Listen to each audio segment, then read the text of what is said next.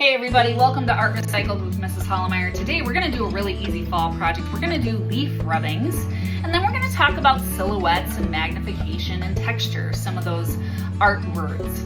So you can do this with any kind of paper. I did it with light green paper. It kind of adds a little bit of an eerie effect since it's right before the Halloween season. But you could do it with white paper and it would look beautiful. You're going to go outside and you're going to collect some leaves. And we're not going to use the front of the leaf where it's smooth. We're going to use the back of the leaf where you can feel the veins of the leaf really well. And maybe collect some different shapes. What you're also going to need is you're going to need some crayons. And to do leaf rubbings, you need crayons with the paper ripped off. Because you're going to hold it, pinch it like this, and you're going to rub. You're not going to use the tip of the crayon like you normally would. You're going to need a black tool. That could be a Sharpie or a black crayon. You will need a pencil. And then the last thing you're going to need is a cup. And so without further ado, let's go ahead and get started and make this really fun fall project. All right, so let's get started. We're going to take a leaf and you're going to feel it, and you don't want the side of the leaf that's smooth. You want to flip it over to the side where you can see the veins of the leaf are raised up, the back. So what I'm going to do is I'm going to lift up this paper and put the leaf all the way under the back. And what's hard for young kids is to hold this down and keep it still. So I tell them, spread your fingers out wide, and then they're going to take their crayon that they've peeled the paper off of, and they're gonna lay it down flat like this, pinch it, and rub. And when you rub, you wanna rub all the way till you can see the whole outline of the leaf. Unless it's going off the page a little bit like you see there. I can even rub and even get the stem there. So now before I trade to a different leaf, and this is what we call a texture rubbing there, see? You can take it and do this one maybe a couple of times. So maybe I'll move it over here, spread my fingers, hold down, take a different color, rub. And it's okay if your rubbings touch or they overlap. That's part of why we're using different colors.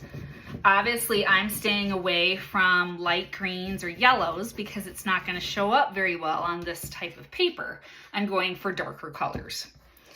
And maybe now I'm done with this one, so I'm going to switch. Maybe I'll go to this one. Again, feel for the side where the veins are up. It's this side. Put it under. Spread my fingers.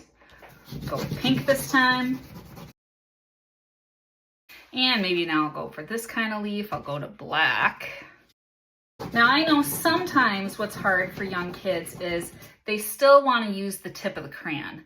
And so if they want to use the tip, they're not going to get a mark like that. You know, they're going to get a mark like that. And it's not going to rub as well. So just remember, lay your crayon flat and pinch like this. Now I'm going to keep doing this a couple of times. Even if this runs off the page a little bit, that's totally fine. And you have to get some pressure too. You have to really kind of press down to get this to work. So if you're pressing lightly, your texture rubbings probably aren't going to turn out as well. So if you're like, I'm trying it, why isn't it working? I would say, is your leaf underneath staying still because you're adding enough pressure with this hand? And are you taking your crayon and using the side of it and adding enough pressure using this hand? All right, when you're all done, now I'm ready to put my spiders on and my magnifying glass. Now what I'm actually going to do first is I'm going to make the magnifying glass first. So I'm going to use my solo cup here and I'm going to flip it upside down. And I have students do this with pencil first, just because if they're tracing with a Sharpie and the cup slips, that can sometimes be frustrating. So I'm actually not going to do it on the black since I'm going to use black Sharpie for my spider. I'm going to move it over here, circle around the cup, take that off, and now I'm going to use a thick black marker. You could use black crayon or another black tool as well, but you want it to be a thicker tool, especially with young kids. It's just going to make it easier for them. And so I'm going to trace this circle as best I can. And then to make it look like a magnifying glass, and this is good practice for our younger students in tracking, I'm going to go along the circle a couple of times slowly. Like I'm trying to get that black line to be a little thicker, almost like an O, right? That's just a really thick O. Now, as you can see, I'm trying to get it even, and it's hard even for me. So here's the deal. If it's not perfect, that's totally okay. Now, to make it look like a magnifying glass, I'm going to take, just touch anywhere. I'm going to make a straight line, and then I can even thicken that a little bit as it comes out, right? Go all the way to the edge of my paper. So now I'm going to draw my bugs, and the bug that's in the magnifying glass, I'm going to do a spider, has to be bigger, right, because it's magnified, than the other bugs. So now I'm going to switch Sharpies. I'm going to switch to this one. It's a one that's just kind of a regular fine tip instead of a jumbo Sharpie. And I'm going to make my spider by just making the circle of a head here, then drawing a body, coloring that in. And how many legs do spiders have? They have 8, right? So I'm going to draw 8 legs, 4 on each side.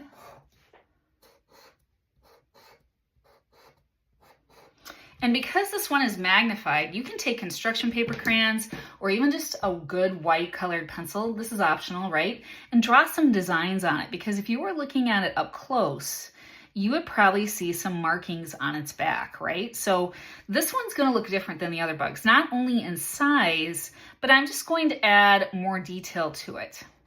And maybe I'll just leave it like that, right? So now I'm going to draw my other bugs, but they're not magnified under the magnifying glass, so they're not going to be as big. So I'm going to purposely make them smaller. So maybe I'll make another spider here, the head and the body, and this one's going to be a lot tinier. Or maybe I'll make a centipede. And let's see, what else can I add? I can add some ants. So notice these ones now are really small, right? And then I'm just gonna keep going. So maybe students can look up different silhouette shapes for their smaller bugs that are on the outside here. So now this is done. Again, very easy project, very simple. I love framing them on kind of contrasting color. So this one was framed in purple, and to be honest, for again, that Halloween time, these two colors go really well together. So I hope you enjoyed this simple lesson on texture and magnification and art recycled and silhouettes. I will see you next time. Bye.